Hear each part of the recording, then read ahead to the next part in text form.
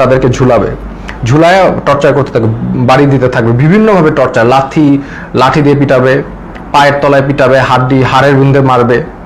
মানে মানুষের শরীর নীল অবস্থায় তারা ফিরে যায়, সারা শরীর মারতে মারতে রক্ত জমাট বেঁধে নীল অবস্থায় এক একজন লোক ফিরে জাস্ট। এবং তারা সাইকোলজিক্যালি একদম মানে অবভিয়াসলি নর্মাল না, কারণ তারা এখন নাম শুনলে, তাদের নামটা ডাক দিলে তারা ভরকায় ওঠে যে এখন মনে হয় তাদেরকে নিয়ে টর্চার করবে।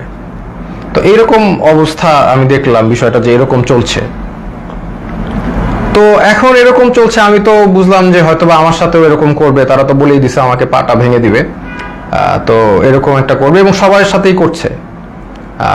স্পেশালি জামাতের যারা আছে তাদেরকে, মানে জামাত যেহেতু বলে ফেলছে একবার, তাদেরকে মানে অমানবিক ভাবে টর্চার করছে জামাত। আর নূর ভাইয়ের সাথেও ওখানে দেখা হলো, নূর ভাইরে বললাম কি অবস্থা, তো নূর বলল যে ভাই আমাকে তো অনেক মারছে, হাত দিয়ে দেখালো, হাত নীল হয়ে গেছে।